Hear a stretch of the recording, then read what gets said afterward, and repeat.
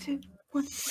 Welcome to Slow News Day Live. My name's Steve Poikinen, and I'm in Boulder Creek, and I'm with my better than your co-host, Gloria Jones. What's happening, Gloria? Hi. How are you? Good to see you. Good to see you too, Steve. We had a weird day yesterday because Israel decided to bomb Damascus while we were interviewing Vanessa Beeley, who lives in Damascus, and fortunately, she doesn't live in the part of the city where Israel was bombing. But I got to spend plenty of the day fucking worried sick about my friend. She's okay, so I'm stoked on that. But the parade of brutality, horror, and death from the skies continues unabated, both by Israel and by the U.S. But hey, we voted out fascism. I am breathing fresh air, Steve. That nice democracy. That's democracy that you're breathing in, Steve. It's not cordite. It's not fucking because it smells a lot like cordite. We did title the show yesterday, "This is exactly what you voted for," but I just to reiterate, if you were one of those well-meaning progressives who just had to hold their nose and vote for Biden because Donald Trump was so scary and so bad, and there was an for my black friends, my friends in DACA. Fuck you. I can't. There are people walking around who are going to run for office and who are going to do so as a Democrat, who are walking around going, well, you can't blame me for Joe Biden because I voted for Bernie Sanders. Yep. In a primary? Sure. Yeah. And then you spent 3 months telling everybody to vote for Joe Biden. Yeah. And Joe Biden is in office. Yeah. And your automatic $2,000 checks did not get sent out. Yeah. And the kid after you spent months telling everybody to vote for Democrats in the Senate runoffs as well. Don't forget that part. The whole I endorse Reverend Warnock and John Ossoff. Ossoff is God. I don't like that name. Ossoff. Like Ossoff. That's it's a weird name. Sorry. But like, the fucking John Ossoff and Reverend Warnock in Congress means guaranteed 2K checks. And you had volunteers going out, canvassing, phone banking for hours, and telling people that. Guaranteed 2K checks, guys. Guaranteed. If you want that 2K in your hands next week, this is how you got to do it. You're struggling? Oh, that's rough. We're sorry to hear that. If you give us your vote, we'll make sure you get that relief money. Sure, it'll only come one time, but it's better than nothing, right? I mean, that's why you voted Joey B in the first place, huh? Better than nothing? Better than nothing? By the way, we've decided to give you less than nothing. But listen, Democrats will be backed into a corner policy-wise if the Georgia Senate runoffs go their way. And how's that working for you guys? How are you doing at pushing the Democrats left? How are you doing? Are they backed into a corner right now, guys? Because it seems like they're not at all. Seems like they have nothing to lose, quite frankly. Seems like they used you and cast you aside, which is what we said would happen, and quite frankly, what you knew deep down would happen. But you chose to sheepdog for the system instead. So thanks for that, guys. Thanks, guys. Thank you. I'm still fucking cracking up over it. This our friend Alex Rubinstein discovered that the CIA has been on like this woke recruitment kick. So I can't put the whole article up because it's on the Wall Street Journal. It's behind a paywall. But just so in the last just in the last about year and a half, the CIA started running ads and recruitment commercials on Instagram and LinkedIn, and fucking they're like directly going at college kids with this intersectional fascism branding that do you remember the Pepsi commercial where one of the Jenner kids solved racism by giving a cop a Pepsi? Yep. It's like that, but with destabilizing Guatemala.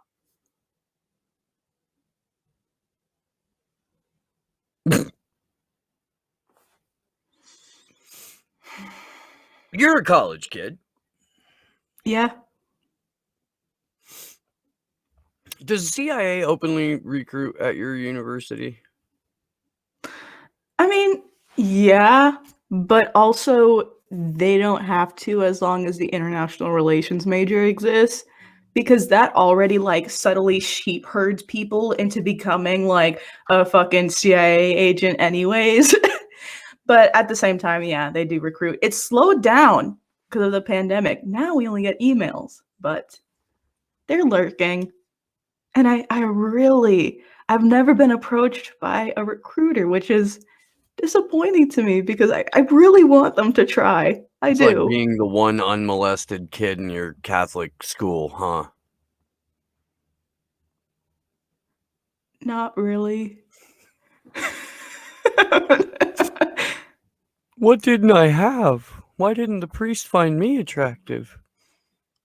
I mean, it's not like I'm the only one that wasn't approached by the CIA, but like I have the plan, just have some fun with that.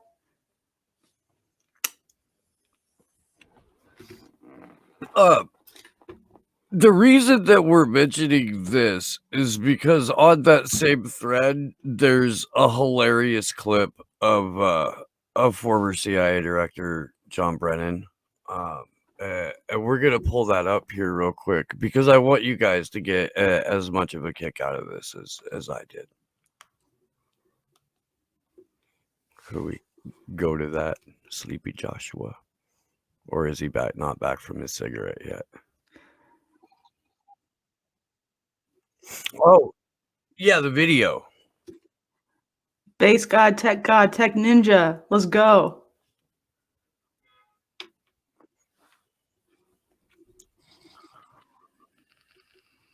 That's why we started with Katie Benner's great new reporting about the investigation into police officer. It renders, at best hypocritical, at worst cynical and false, any notion that the Republicans care about the lives and the safety of law enforcement. Well, I must say, to Claire's point, I'm increasingly embarrassed to be a white male these days. And light of what I see of my other white males saying, but it just shows that with very few exceptions, like Mitt Romney, Liz Cheney, Adam Kinzinger, there are so few Republicans in Congress who value truth, honesty, and integrity. And so they'll continue to gaslight the country the way that Donald Trump did.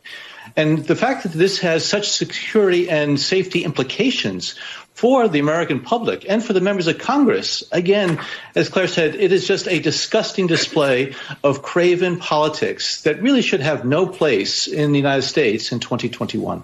Katie, that's why we started with John Brennan, former director of the CIA, who is on video lying to Congress about a national spying program.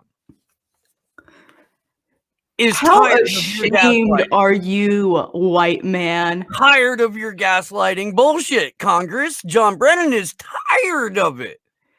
That's his job. Steve, That's his job. It's his job to gaslight you, not your job to gaslight your him. levels of integrity clearly aren't on par with those of Mitt Romney and Liz Cheney. Mitt Romney. Now, there's a guy who is going to make you feel good about being a white dude again. Oh, yeah. Mitt Romney. He's got binders full of women. Binders full of bitches. Yeah. Fucking goddamn bitches and fucking. Steve, how great do you feel about being white and being the same pigmentation as Liz Cheney? That's gotta feel amazing. The parts of me that are white are atypical. We'll say that I'm not an accurate representation of white people in general. I'm not. You aren't. So I feel like I have much more in common with literally any living creature than I do with Liz Cheney. But okay, can we pull that video back up again real quick? Because there's some shit in the first half of it that I feel like it deserves a second run through.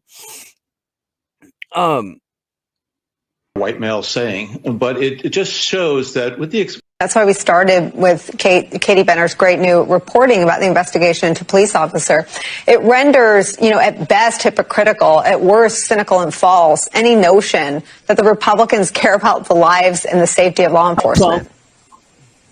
Well, I must say, to Claire's point, I'm increasingly embarrassed to be a white male these days. And light of what I see of my other white males saying, but it just shows that with very few exceptions, like Mitt Romney, Liz Cheney, Adam Kinzinger, there are so few Republicans in Congress who value truth, honesty, and integrity. And so they'll continue to gaslight the country the way that Donald Trump did.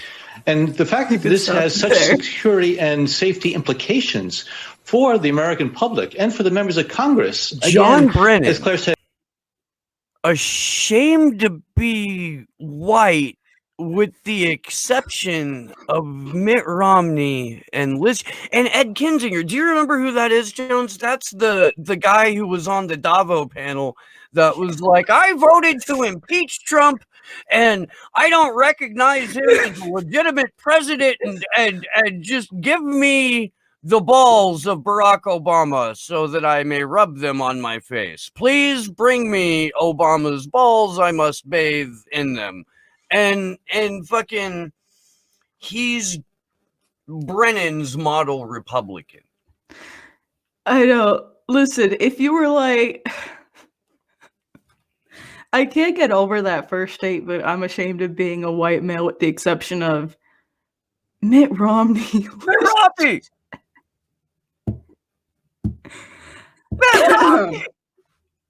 Ooh, that's so funny. Mitt Romney. Now, as a white dude, it is not typical for our people to strap a dog to the roof of a van.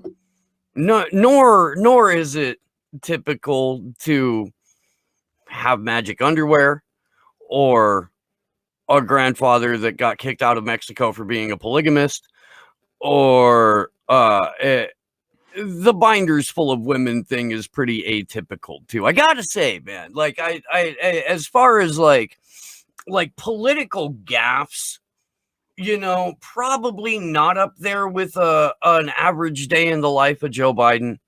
Like I think the 47% of the country that is useless or freeloaders or something like that he said, a little bit more damaging. But you also have to remember that it's Mitt Romney, and he literally looks like he's supposed to be president. Like, it was hard for people not to vote because he's a television president. Like, he's exactly what you would imagine, as a kid, that the president should look and sound like. I mean, he straight the fuck up sounds like he walked off of the set of Leave It to Beaver, and now he's about to go fucking bomb Afghanistan. Yeah. And that he could give you, Mitt Romney could give you the, I got blocked by that guy, but I woke up this morning and like the first thing that I saw was this dude with this like 30 fucking post thread about why you need to sell out and why you need to stop being anti-war and shit like that. And fucking, because we're not grown up enough, Steve. We need to grow up. but I don't want to grow up. If growing up means becoming a bootlicker, Yeah. then I will remain a menace forever. Yeah, miss me with that adult shit if growing up means co-signing war crimes. I'm going to go ahead and pass on that. I am. And I feel like... Well, and it's funny because like whenever I'm having like political discussions with like adults that I don't agree with, that's always the number one thing that they bring up. Like that thread is literally like talking to adult liberals for me, because it's like, oh, well, you just don't get it because you don't have enough life experience to understand that not every politician can be perfect. There's gonna have to be compromises. Like, oh, compromise is an adult thing. You're gonna have to do that. No, no, no, no, no, no. And I'm like, war crimes.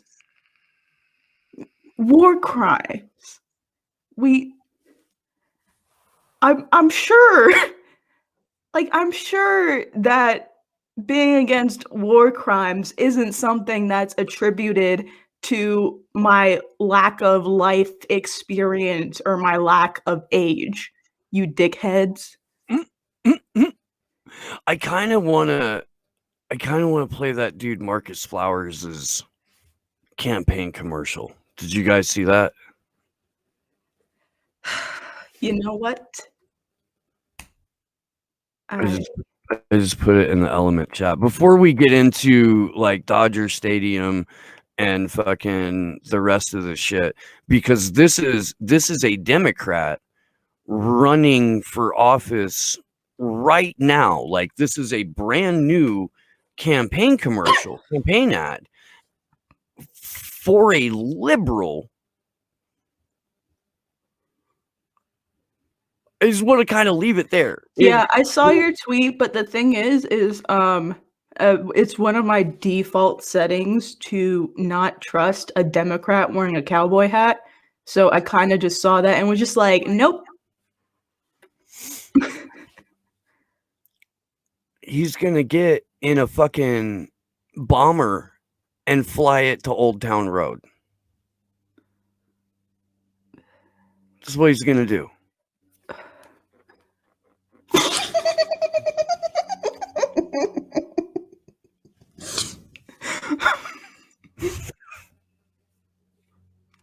Nice. I don't even know what the fuck just happened.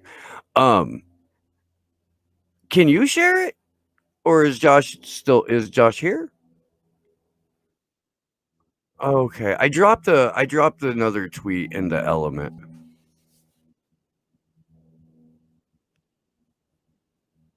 Oh, okay. We'll have all this figured out by the time we start doing. Huh?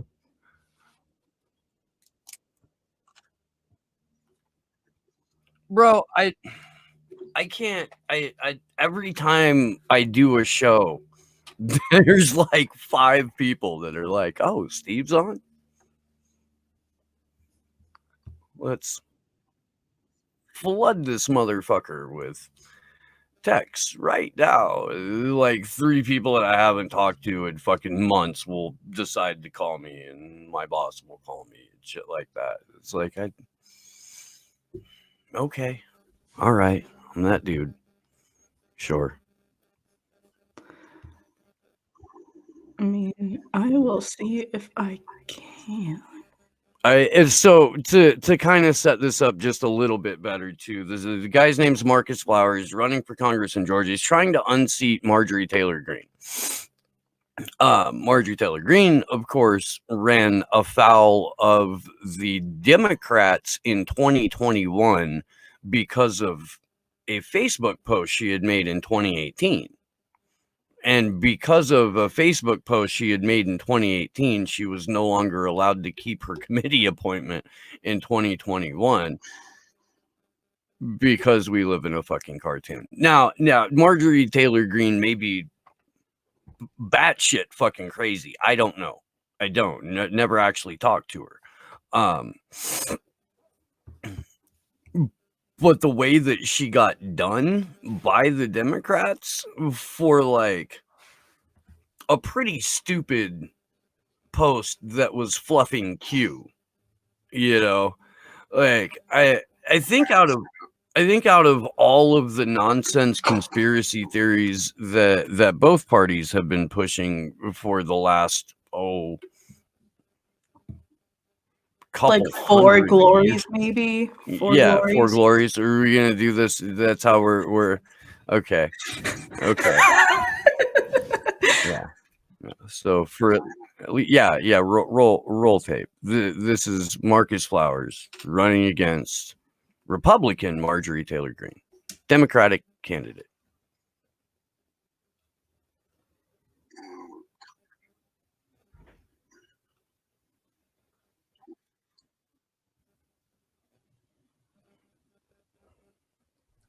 And I've spent my life serving this country. I'm Marcus Flowers, and I've spent my life serving this country in combat zones across the world. But I never thought I'd see one here in the United States. Q is a patriot. We know that for sure. That's Marjorie Taylor Greene's America. Marjorie Taylor Greene expressed support for executing Democratic members of Congress. Taylor Greene said that a plane did not hit the Pentagon on 9/11. Her twisted conspiracy theories may have made her famous, but they haven't done a damn thing to help the people here in our district.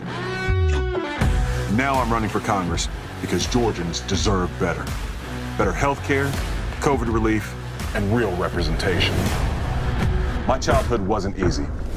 When I was 11, I moved into a children's home because my parents couldn't support me. So I learned to deal with bullies at an early age. At 18, after graduating high school, I joined the Army. My first overseas deployment was at an intelligence listening post in Central Europe on the doorstep of communism. I spent a decade in combat zones in Iraq and Afghanistan as a contractor for the Department of Defense and held top secret security clearance. I witnessed firsthand the damage done by extremism, radicalism, and disinformation. And I won't stand by while people in Washington take us down the same path. The Army Corps values teach honor, personal courage, and selfless service. That's what I'll bring to Congress. I hope you'll join me on my next mission.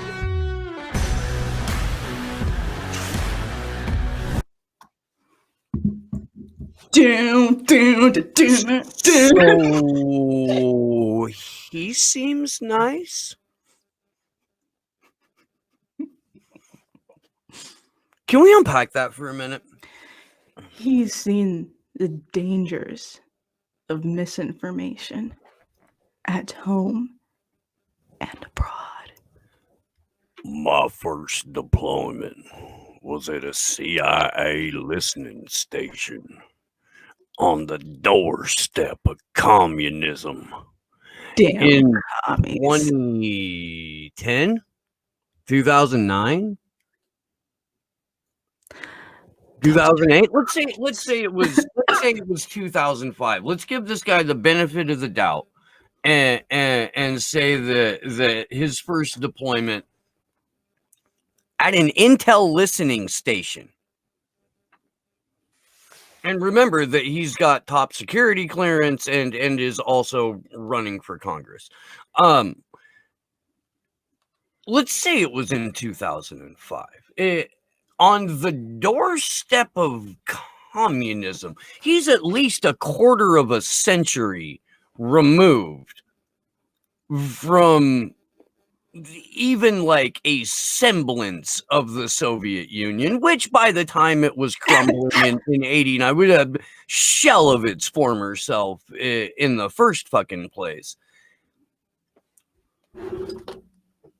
We'll do it live. It's because you hate America, Steve.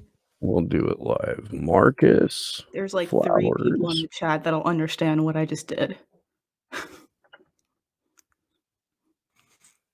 Okay, so do we get like an actual birth date or anything for this dude? I'm just curious because he doesn't look a day over 40. Hey, but black don't crack, so you never know.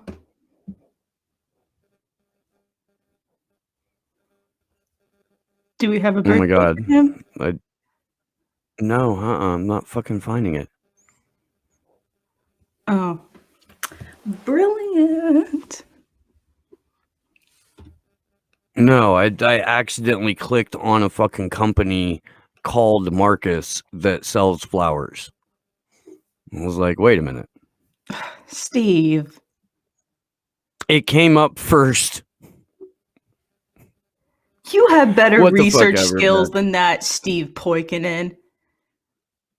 The doorstep of communism. This guy's only a fucking sergeant. He didn't advance. What were we talking about? It wasn't in the army long enough to fuck. Danny Sherson was a goddamn major.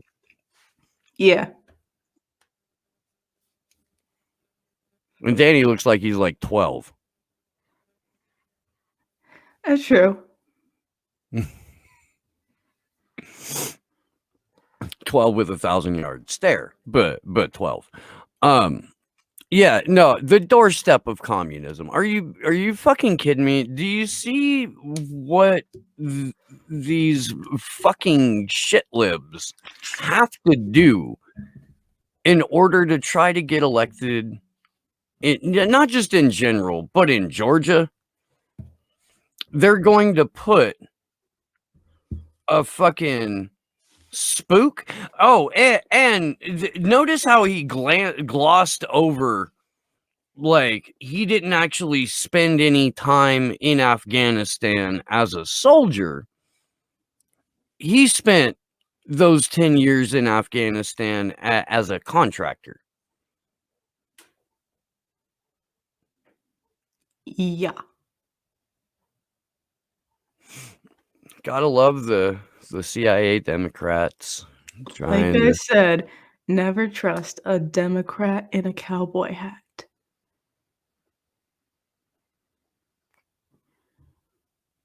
I mean, never trust a Democrat, period, but like, especially the ones that like openly and brazenly wear cowboy hats, like,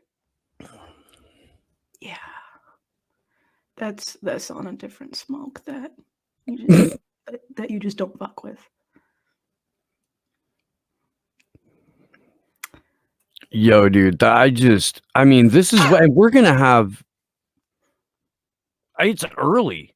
It's not even really the start of the 2022 election season yet. That won't start for another couple of months. Ugh. Yeah. I'm so glad that we don't have a fucking horse race show, dude. I'm so glad that like we only have to like do a couple of these a year when we're laughing at them. You know, I'm so glad that we're not the fucking just pathetic, lazy, surface level, boring as shit fucking pundits that need to cover this shit. I'm really glad about that. I am. The doorstep of communism. Maybe that's what when we come back, we put the links in the description after the fact. We'll retitle the episode "The Doorstep of Communism."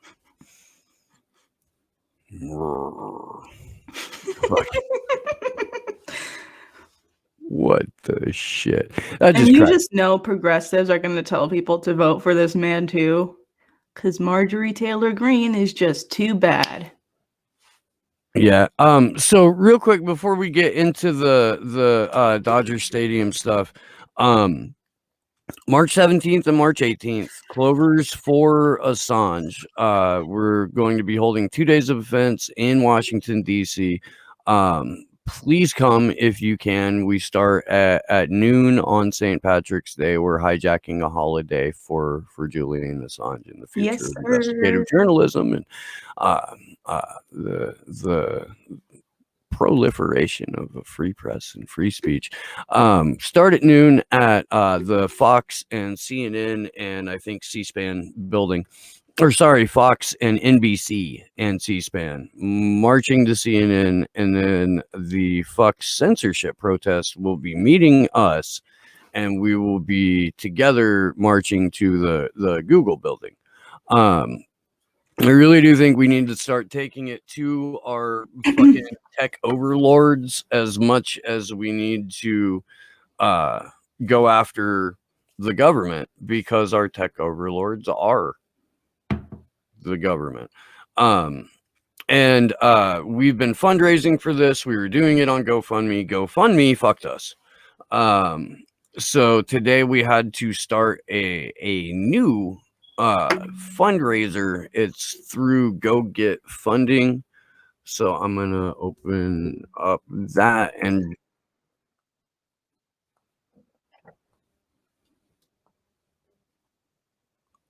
are they?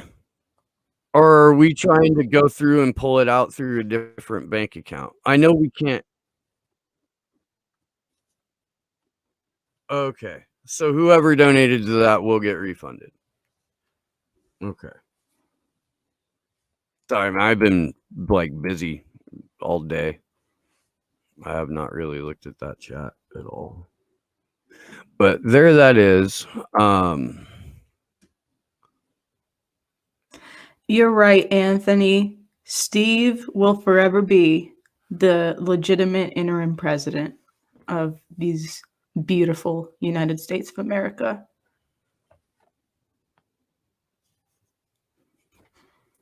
This is so inspiring. I probably did that wrong. I think you're supposed to snap down. I'm not sure. I don't know.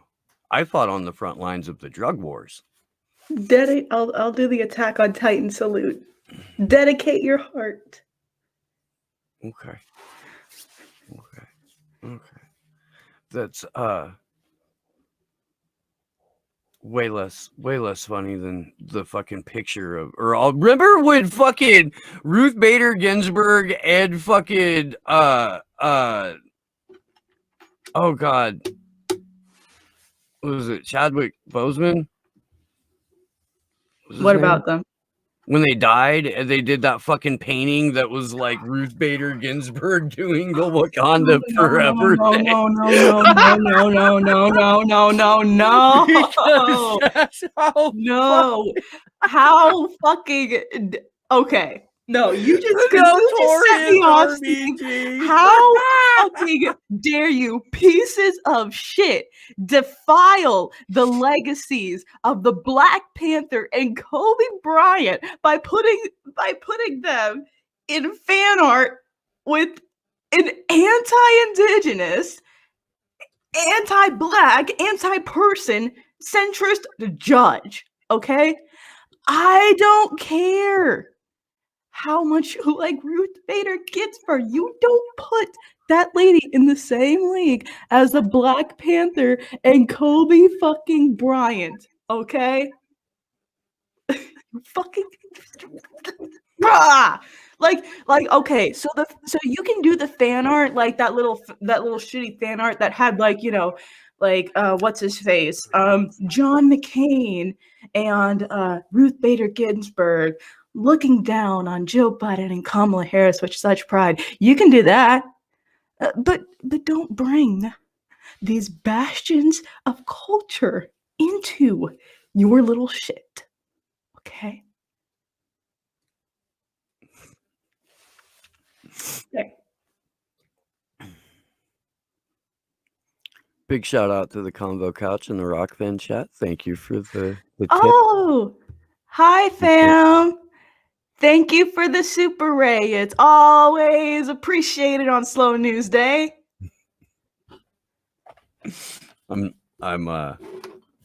Yeah.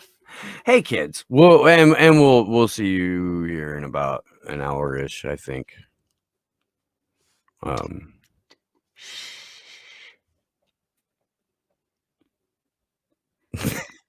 Fuck you talking about. I will be on with Stevie for Red Economics tonight at 7. If you're in the chat, I thought I saw you in the chat earlier, Stevie. If you're still around, does that happen live? I don't know. If it does, then you're all invited to come watch it live. Should be fun. Let's get into the Dodger Stadium. Ooh. Okay, so I want to get more on this because I want to actually like go there, but I just have not been able to. But so I'm going to start from kind of the beginning of this. So going back to January 30th, anti-vax protesters pretty much delayed the whole vaccination process at Dodger Stadium. So because of the presence of protesters, not even much protesters, but they basically swarmed the entrance of the Dodger Stadium, and it held up the whole thing. So obviously I wish that other protesters could get the same treatment as them when they're shutting down a vaccination site. But listen, I'm not complaining about that whatsoever. They essentially shut down the Dodger Stadium vaccination site for like a couple hours, and then it delayed a bunch of people, and a bunch of people were pissed about that. So fast forward to about to Saturday. And these same protesters came back, marching up alongside, again, with the police. Would be nice to get some equal treatment. And they were just hanging out there. This time, the vaccination center did not get shut down, but there was, like I said, there was disruption as people were coming in. And then as well, there were counter protesters that came there, and then they were having altercations and such and such. And so that goes into kind of the first part of what I wanted to do, where at these altercations, so I have a plan to like take Johnny's article and Hal Hefner's art of Klaus Schwab and like make little like Schwabby Schwab booklets and just like use those altercation as a pretext to kind of expose Klaus Schwab and be like, hey guys, calm down. Here's a common enemy. Cause it's like, yeah, who doesn't want to fight a fucking aider to the apartheid South African regime's nuclear program whose dad was a Nazi collaborator? So that's something I have in mind. But also, basically, these two events spurred on a gentleman by the name of Richard Pan, who is a California state senator, by the way, to go ahead and write this article for WAPO. Anti-vaccine extremism is akin to domestic terrorism. Yeah. So, vaccines don't stop viruses. Vaccinations do. This common public health saying means a vaccine does no good if we can't get it into people's arms. The overall goal of vaccinating a large majority of the US population may ultimately be hampered by the anti-vaccine movement unless steps are taken to limit its impact. And then I'm going to go through the next paragraph here and just pay attention to this framing. Otherwise, America may witness more scenes like the one in Los Angeles on January 30th, when a mob of anti-vaccine protesters stormed the Dodger Stadium, one of the nation's largest vaccination centers. These extremists succeeded in temporarily shutting down the site, delaying patients, many of them elderly, from getting their shots. The anti-vaccine activists have told the LA Times that they intend to keep disrupting vaccination efforts. This campaign to deny potentially life-saving vaccines to those seeking them and to poison public opinion against vaccinations could result in countless American deaths. So I'm going to break there first and just say, hey, where do you think the mistrust in vaccine comes from? You really think it comes from the mob of 20 people shutting down the Dodger Stadium, posting memes on Facebook? Or do you think it comes from the history of medical experimentation on Black and brown people? Or do you think it comes from the fact that Op Warp Speed has the same transparency as the CIA releasing the Malcolm X files?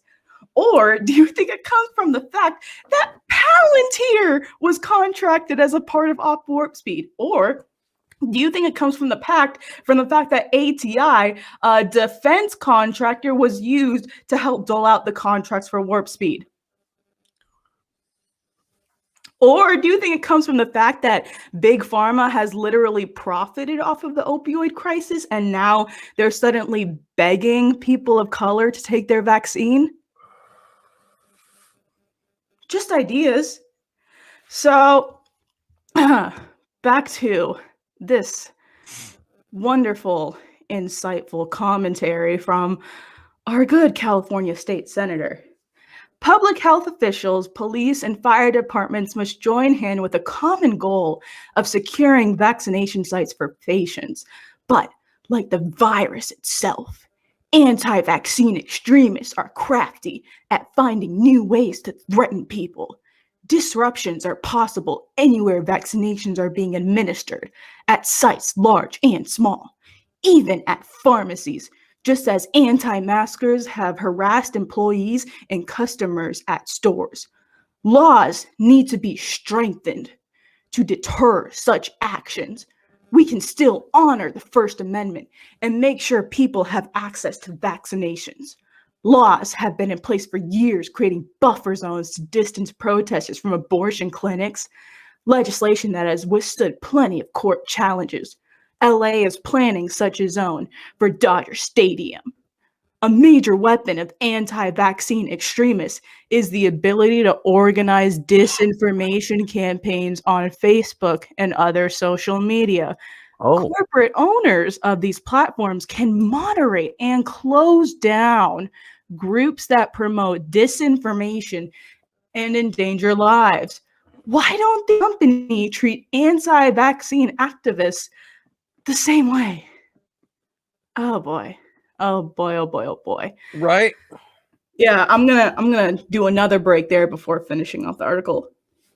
It always comes back to misinformation. I love it. Let's blame independent media some more. And promote censorship. Yeah. Yeah, they need to Why doesn't moderate. shut down these groups? Yeah. That is completely asinine. So, oh God. Let me get this back up.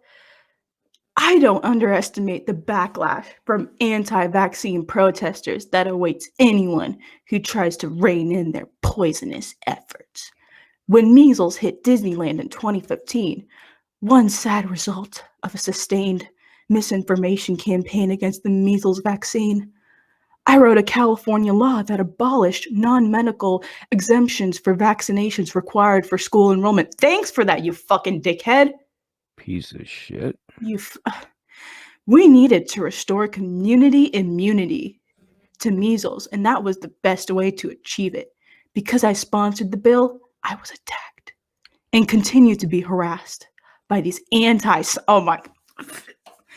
Okay, I'm gonna stop it after that. By these anti-science extremists. In 2019, one of them physically attacked me on the street in Sacramento, proudly live streaming it to his 4.5K Facebook followers. Okay, so let me get this straight. If you're a fucking anti-vaxxer that's harassing people on the street, because I do have friends that legitimately get like threats from these people, you're a fucking dumbass, and if I find you, I'm backhanding you. Okay, that's some dumb shit. Don't do that. But that being said, anti-science extremist? That's the language that they have to use in order to get people to start viewing their friends, neighbors, coworkers, people that live in their community, maybe their aunt, as a terrorist. So once you put that label extremist onto somebody, anybody, what that automatically does is it sets off a little bell inside regular people's heads that go, I'm not an extremist. This person, there's must be something wrong with them. So now anything that they say or do, or anything that they purport, any information that they try to share with me, I must classify as that of a crazy zealot that I should not listen to. And that's the motivation behind using that kind of language. Like they used to call them crazies. Do you remember? They weren't extremists. They were just like, oh, those wacky anti-vaxxers, you know. And now they have to be anti-science extremists. First of Yeah. all, how the fuck can you be anti-science? Saying anti-science is anti-science, you dickhead. Okay. Science is all about questioning shit. Come on, y'all. Okay. And then just to finish off this delightful feel-good piece.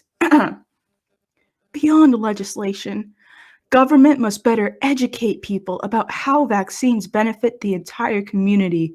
We should fully fund local health departments, protect public health officials, and rely on those officials, not politicians, to lead in times of health crisis. Yeah, too bad that's not what's fucking happening, you dickhead. There's no room for partisanship in a pandemic. Oh, really now? That has killed more than 500,000 Americans. The country's founding motto, a pluribus unum, some Latin phrase, sorry, I butchered that, sorry, or out of many, one, defines our sacred civic duty to love others as much as ourselves. As Pope Francis has said of the coronavirus vaccines, it is the moral choice because it is about your life, but also the lives of others. Getting vaccinated is a patriotic act. So is speaking up to support public health efforts. Let's not allow extremism, division, or fear to slow the efforts to end this deadly chapter in our nation's history. Really? You're one to talk about fucking fear, because like the fear mongering that's happening from Democratic people and these extreme fucking narrative managers is basically saying, oh, if you don't double mask, you're killing my grandma. Or you better not see your family during the holidays. You better not, or else you're all gonna get sick. So you cannot talk about fear like all of this bullshit hasn't been capitalizing off fear with the lockdowns and with the double masking and with the vaccines. It's trying to capitalize off fear. It's not a campaign to try and promote vaccines or educate people on vaccines. It's, hey, get the vaccine or else we're never going to get over this, If you don't get the vaccine, my grandma's going to die, If we don't get the vaccine, this may happen forever. It's disgusting, and it's the moral choice. And I find it funny when he says, so is speaking up to support public health efforts. Really? This whole operation to give people a vaccine, Op Warp Speed is a military operation. They had generals speaking about the vaccine, not public health officials. Oh, what public health official did you have? Fauci? Man, go look up Fauci in the WikiLeaks emails. There's a lady that called him Hillary Clinton's doctor admirer. He said, oh, Miss Clinton, you did a great job at this conference today. Tell Miss Clinton I said she did a great job. So someone forwarded it to Hillary and said, hey, this is from your doctor admirer. That's the public health official you want me to trust? Not even going into the other shadiness of Fauci, purely based off the fact that he was kissing Hillary Clinton's ass, okay? And like I said, Op Warp Speed is a full-scale military operation posing as a public health project that has the transparency of the CIA releasing the Malcolm X files. So speaking out against this is not mistrusting our public health officials or any of that bull crap. Give me a break with the patronizing bullshit. Why are congressional candidates following me on Twitter? Why? Why?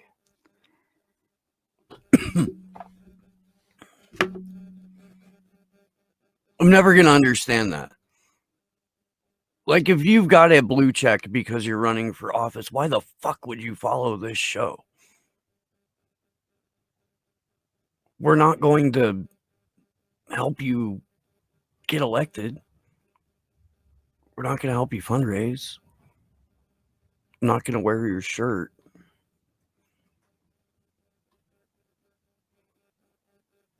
Sorry. I've been on this whole fucking rant about this article, and you're just looking at your Twitter followers. No, it was fucking it. It just popped up on my notifications. There was a series. You better let me know who it is if you're gonna turn this into a Christopher tangent. Eagle. He's running for Congress in Florida's 4th. Who? Christopher Eagle. Right? Isn't that what it said? Eagle? Yeah. Yeah. Christopher Eagle. Eagle for Congress. Oh, okay. I'll pull this up. I will. This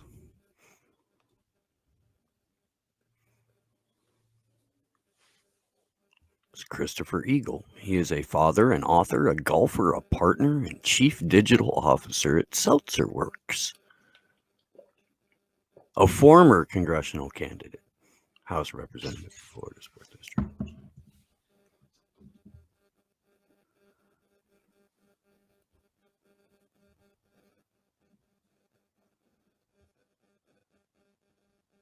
Interesting. Oh, he retweets Brooklyn Dad. He's retweeting articles mad that Trump didn't promote the vaccine and Brooklyn Dad. So, on that topic, Steve, any comments on the article by a good friend Richard Pan?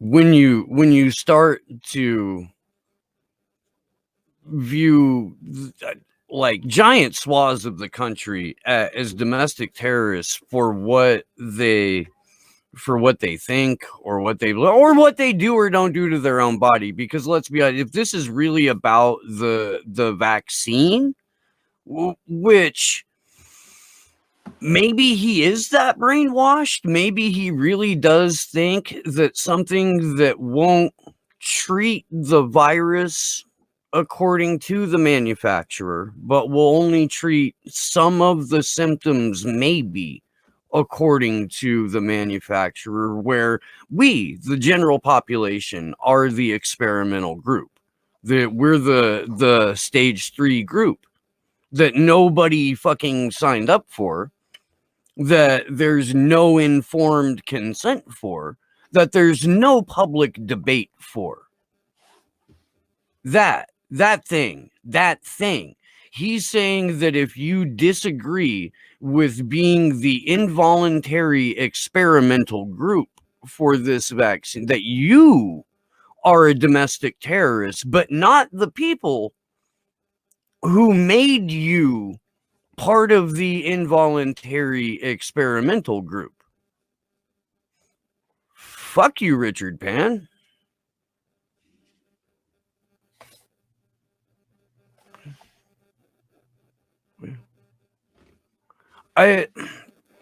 This is dangerous as fuck, because for exactly what I was saying a few minutes ago about the language of you're an extremist, you're an anti-science extremist. And that's something that's a phrase that liberals have been running with now for about a decade.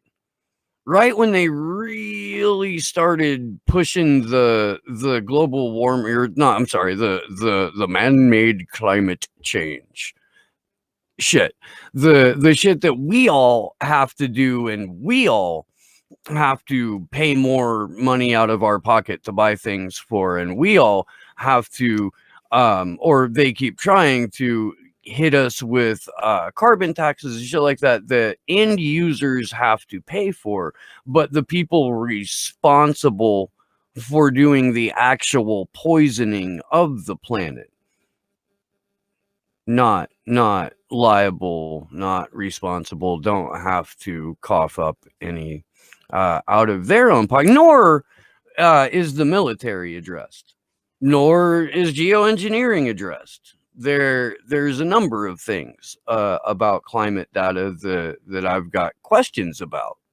And because I have questions, that's treason. That makes me anti-science because I have questions. And I mean, like, listen, I'm not an expert on like carbon emissions, but what I am is a marine science nerd. And what I have noticed is that there's a very selective focus on liberal climate change, on liberal environment organizations, on, you know, what they bring attention to. Like there's attention brought to carbon emissions and climate change, but, you know, the solution for that is always the fucking neoliberal orgasming haven carbon tax bullshit. It's never, hey, let's look at the military or those big ass corporations. Not to mention, they never, ever focus on the ocean. Like that. And because I came from that perspective of being a marine science nerd, I was able to see through the bull crap because I was like, hey guys, what about the ocean? Nothing. No, I was talking to a buddy of mine today about the Mark Benioff deep sea mining thing, and this dude considers himself quite the environmentalist and has a bunch of friends that are in like legit-ish environmental activist groups, and he had no fucking idea, no clue whatsoever. We got a commentless super chat. Oh no, it had a comment for the Clovers for Assange thing. 20 pounds from PK over we got pounds in Scotland, and then over on Rockfin, Amber King left the tip. This is when you were going on your rant earlier. You're nailing it, Glory. DARPA reset 66% efficacy rates. Check out the VAERS reports, because screw the elderly when you can keep pumping money into pharma. You're right. And the Convo Couch with their $2 Super Ray pasta. Yay! Thank you for the Super Ray, guys. Dunkers, I will dunk on the Q. The Q is fucking hilarious to me. It's also pretty fucking sad. Somebody said, Devo, get Del Bigtree on. Brother, I would love to get Del Bigtree on the show. If anyone can just call Del Bigtree and be like, hey, go on fucking Slow News Day, do that. Please do. I'll hit up like Ricky Varandas or Charlie or a couple other Union of the Unwanted people. I don't even know if we could show that on YouTube, but we have Rockfin and DLive and Odyssey, which is where you should be watching us anyway, because fuck YouTube. You know what? That made me think. I always wonder what like people's first impression is when they like stumble onto this show.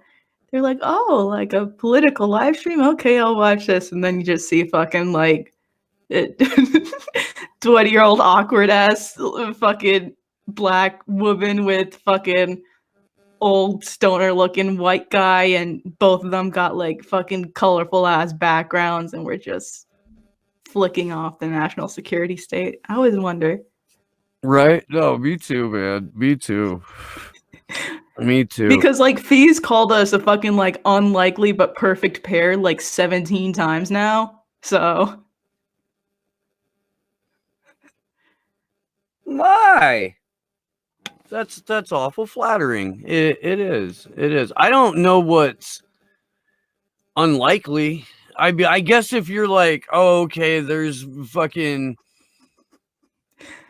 I don't know. Are we not supposed to hang out? Are we not supposed to have things in common? Was that like the rule?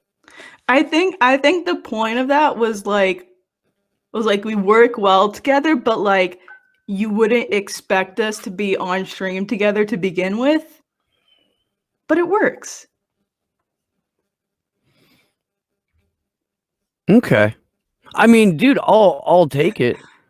I don't know. Ask Fee when we're in DC. Audi MMR with the Rockfin tip. Thank you, man. I own Modern Retro Radio. Interviewed Nico House recently. I love SND just as much. Hit me up, dude. We'll come on. We won't even swear if it's actual radio. Thanks for the Super Ray. I can totally do. I enjoy like radio interviews because of the challenge of not swearing. Yeah, I mean I've gone interviews really without swearing. I can go a very long time without saying. Yeah, well I'm pretty sure we went the whole Dr. Piers Robinson interview without swearing. No, I called someone king shit of Turd Mountain like 5 minutes in, but that was it, I think. I think once we got into the interview and we were like, holy shit, this guy is so respectable. I think once we got into that interview, we like stopped.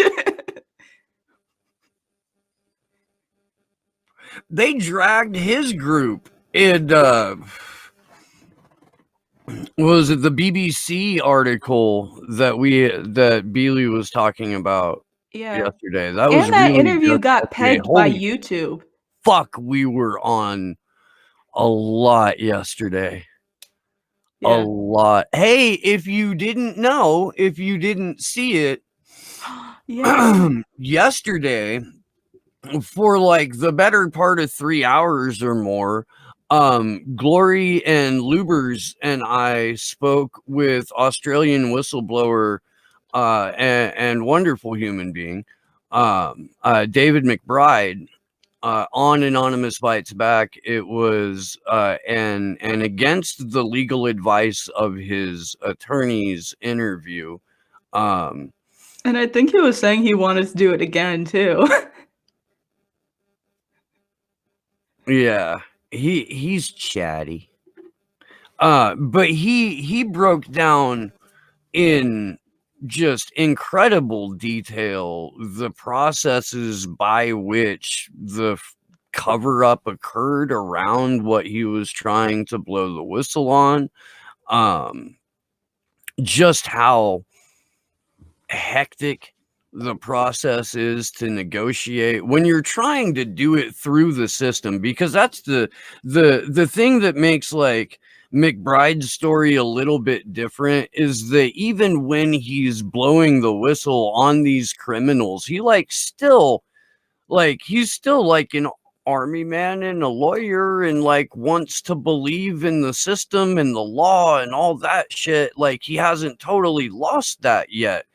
So just for him to get to the point to where he became a whistleblower was quite a bit. Like he had to go through a lot for that to happen.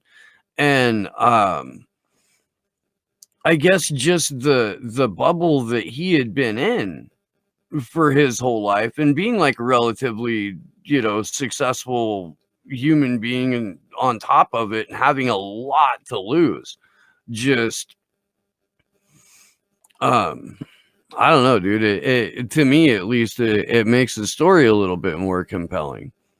Yeah, well, I mean, and it's like it perfectly dispels the notions that whatever channels they have for whistleblowers to operate within and like whistleblow whistleblow crimes, like, it shows that those channels are just completely bullshit. Because, like, he did try and comply with them, but it just wasn't working, so that's when he went to the media. So, big up, David. It was awesome talking with you.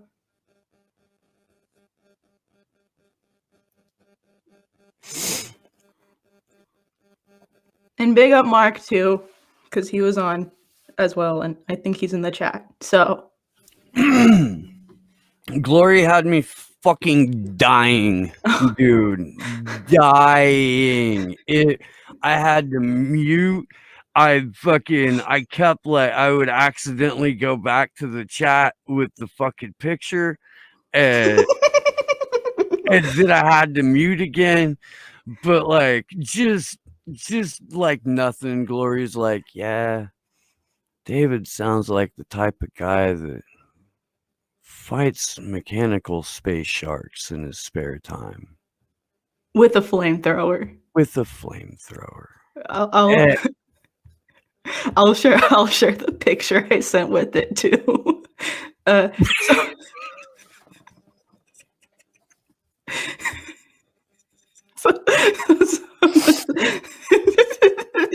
That's the picture I sent to go with it. I'm pretty sure it's from like the fourth Sharknado or something like that. Wow, dude. Wow. Yeah, authorized whistleblowing. It's a great phrase.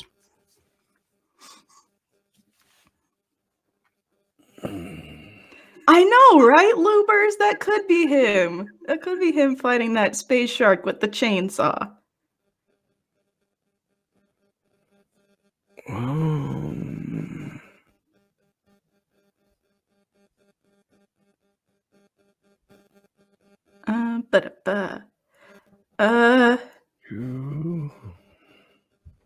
Somebody's big mad in the Rockfed chat. Aw, really? Yeah. What's wrong? There's some fuck yous and some retards and fucking. I think it was over our discussion on the rushed untested messenger RNA drug. Yeah. Oh yeah, started with fuck the anti-vaxxers, so that'll. Yeah.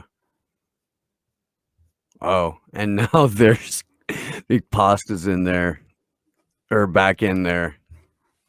Hi, Pasta There's a Johnny. request for me to say that I don't do tricks, and I fucking look, dude.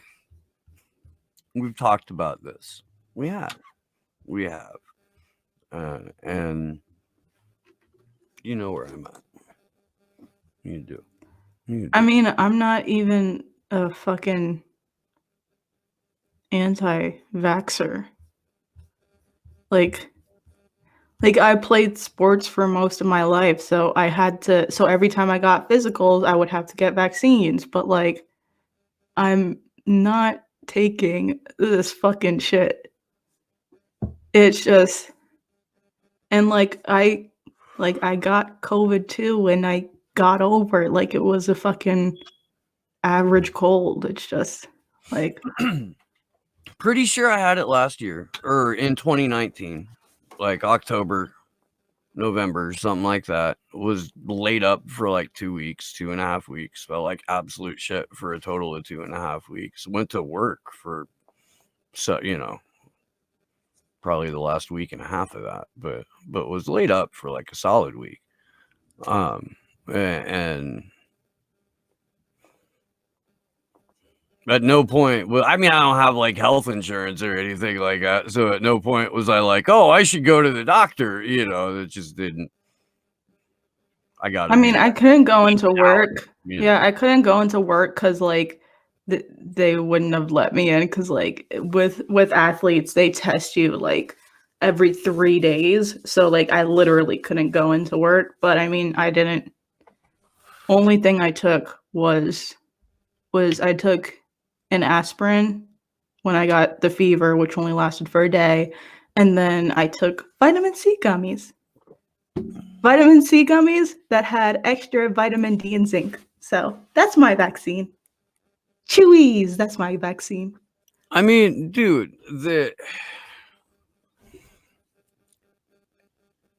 we're not. I don't know, dude. I don't go in as deep as like Ryan or Burmis does, but I mean, there have been people successfully treating this with steroids, with zinc, with what, Like I know, Zithromax, yeah, I with know Combo Couch ivermectin. mentioned ivermectin. Yeah, And Nico did a good job at covering the Cuban treatment like months ago, which was yeah. interferon and alpha 2B. Like, bro, get me on that Cuban treatment. If you really want to get me a vaccine, get me on that Cuban treatment, bruh.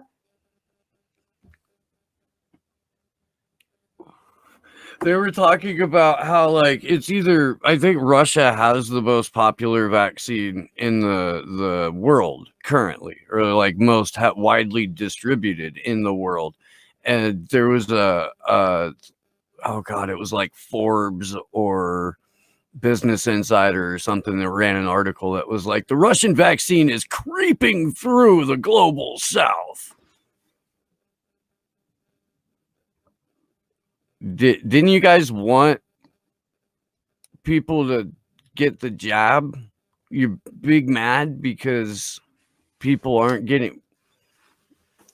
They just want them to get the AstraZeneca vaccine, which just so happens to have ties to the fucking British Eugenics Society. Isn't that the one that they say like sterilizes people?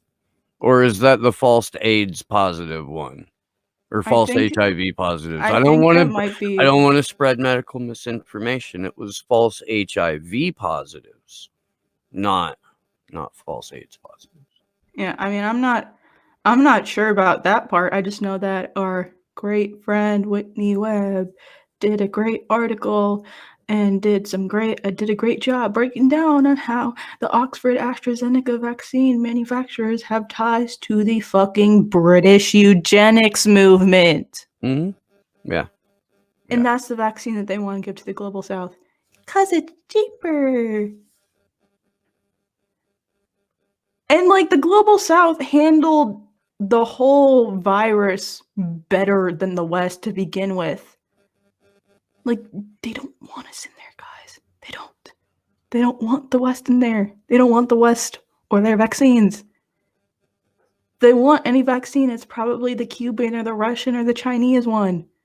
And even then, I still wouldn't want those ones. Because I don't know what the fucking long-term effects are. So, yeah. Oh, it looks like Norman got so mad he went away. Poor fella. Should have stuck around.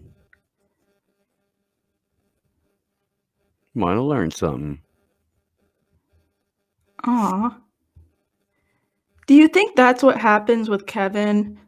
Where, like, you know, he's assigned to watch our streams, but then he'll be like, no, I have to look away or else I'll learn something. I think we're probably on like Kevin number 15. Yeah. Maybe We're Kevin radicalizing these Kevins. Hey, yo, Kevin number 42. If you're watching this, first of all, eat a dick. Second of all, we got you, don't we? You will be radicalized soon enough. You will be an anti-science extremist just like us.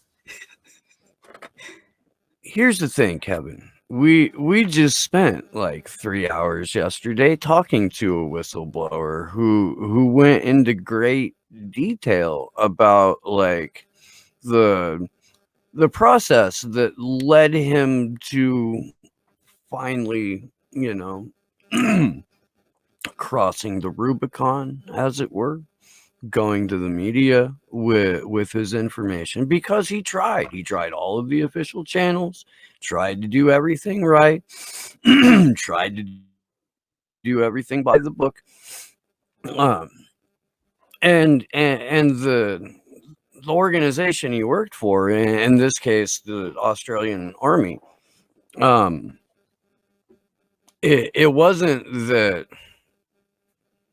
that his idea of the institution, Kevin, that was corrupt. It was some of the people in it. Okay, so he thought maybe he could just, help get rid of some of the bad people and they get the institution back on track. And if that's what you need to tell yourself, Kevin, do that. But yeah.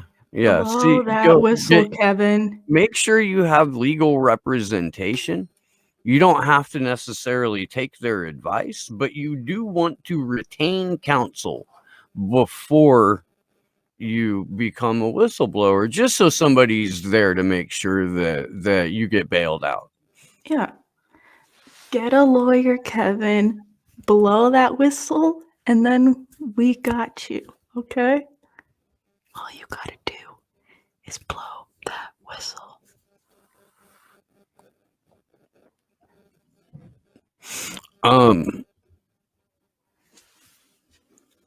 Redneck Economics, 7:00. Free Assange Vigil tomorrow at 9 p.m. Eastern, 6 p.m. Pacific. Ooh. I honestly, I don't know what's up with my work schedule this week, so I should probably find out. But if I'm around this week, then we'll do some more unscheduled shows. Otherwise, Thursday, 8 p.m. Eastern, 5 p.m. Pacific, and we'll see you Sunday. I think we might talk about the moon on Sunday. Ooh, with who? I think that's this Sunday. Oh, I thought it was a couple Sundays later.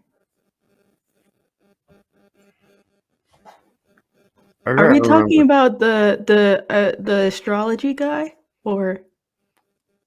Oh no! No! That's March 21st. No, this would be the moon landing episode with Jared Beck. Ooh, I'm looking forward to that because I don't know a lot about that, but I love to learn.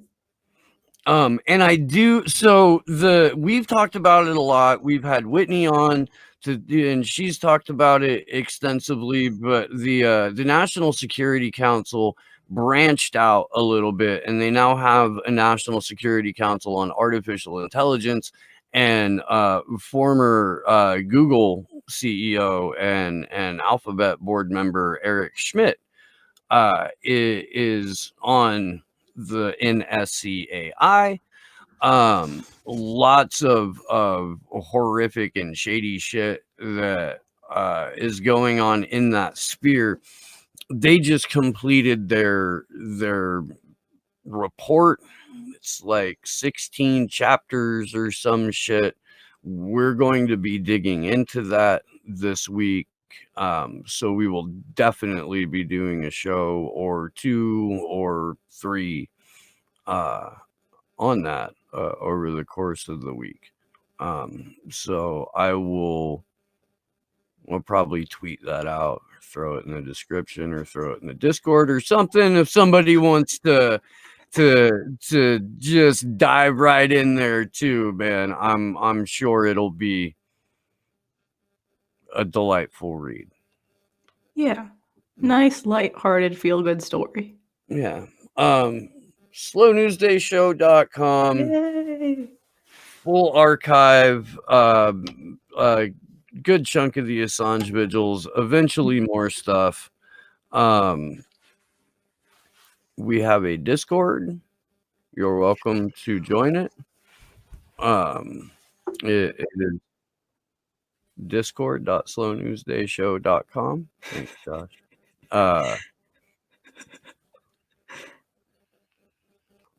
What else? Rockfid. You don't have your Rockfid account. Make a goddamn Rockfid account. What the hell's wrong with you? YouTube is a fucking dinosaur. It's going away. All that's going to be left on it is fucking like cable news and fucking whatever, like narrative management sheepdog fucking bullshit that is allowed to be on here. Or they'll do what they do to this show and fucking make sure that like significantly fewer people get to see it than they otherwise would. The Food Not Bombs episode with Keith McHenry got fucking hammered, dude. Like they took like 800 or more views off on the upload. Yeah, they hammered our episode with Dr. Piers Robinson. Yeah. So all those people that complain about our lack of professionalism, you're not going to see it anymore because YouTube hammers us when we are polite. So you should get on Rockfin and maybe we'll be nicer. Also eat a dick.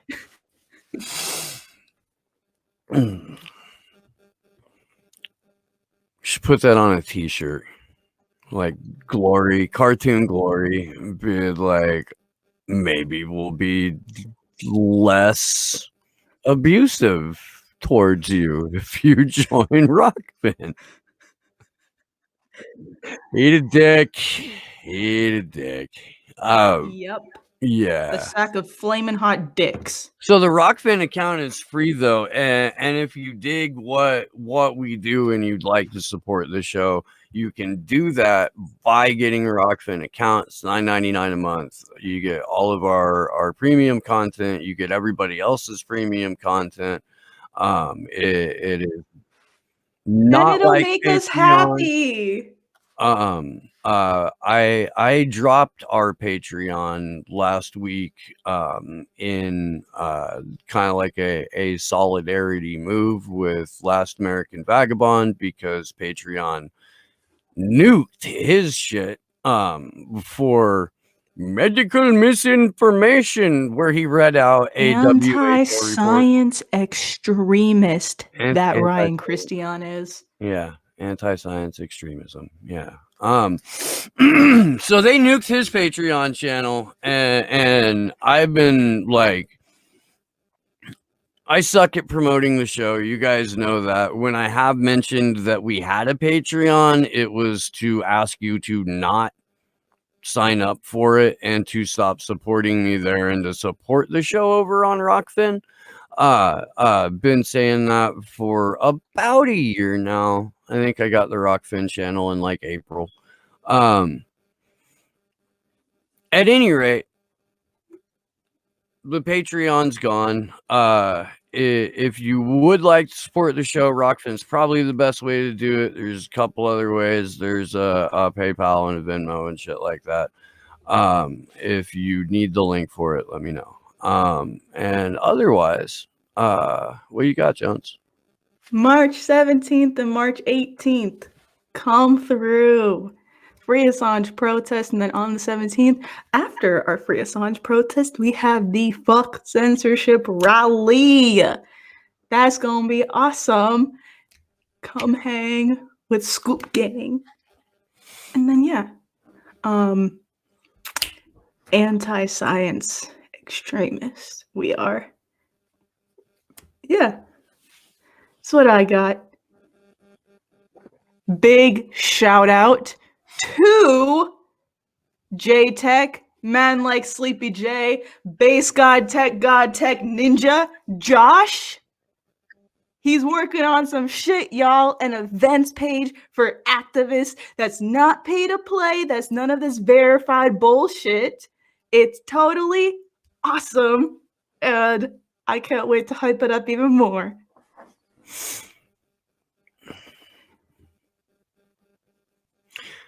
Big thanks to everyone in the chat.